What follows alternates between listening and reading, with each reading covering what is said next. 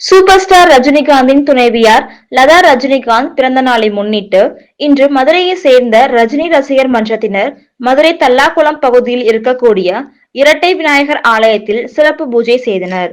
பிறகு ரஜினிகாந்த் தம்பதியினருடன் நீடூடி வாழ தேங்காய் உடைத்த பிறகு 108 திவ்ய தேசங்களில் ஒன்றாக இருக்கக்கூடிய அருள்மிகு பிரசன்ன வெங்கடாஜலபதி ஆலயத்தில் வெற்றிலை மாலை, துளசி மாலை உள்ளிட்டவைகளை பெருமாளுக்கு சாற்றி சிறப்பு பூஜைகள் செய்தனர். மேலும் கோவில் அருகே பக்தர்களுக்கு இனிப்புகள் வழங்கி சூப்பர் ஸ்டார் ரஜினிகாந்தின் துணைவியார் நீடூடி வாழ வேண்டும் என்று கோஷங்கள் எழுப்பி தங்களது மகிழ்ச்சியை வெளிப்படுத்தினர். தொடர்ந்து செய்தியாளர்களை சந்தித்த ரஜினி ரசிகர் மன்ற நிர்வாகிகள் பேசும்போது, அதிமுகவும் ரஜினியும் ஒன்றிணைகிற மாதிரி ஒரு சூழல் இருக்கு.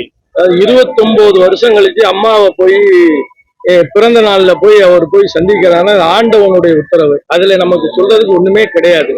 அதுக்கு நமக்கு சம்பந்தம் கிடையாது. அவர் இறைவன் உத்தரவு கொடுத்ததுனால பண்ணுவாரு. தமிழ் மக்களை அவர் காப்பாத்துறதுக்காக பிறந்திருக்காரு, அது மட்டும்தான் எங்களுக்கு தெரியும். நாங்க ரசிகன். அதை தாண்டி இறைவனுக்கு அவருக்கும் உள்ள விஷயங்கள்ல யாரும் அவரை கணிக்கவே முடியாது. தலைவர் சொன்னார் அப்படின்னா, தலைவர் சொன்னார்னா கட்டாயம் 96 டாப்பா இருக்கா. 96 இன்னும் அவரு சொல்ற புரட்சி 2026 வெடிக்கும்.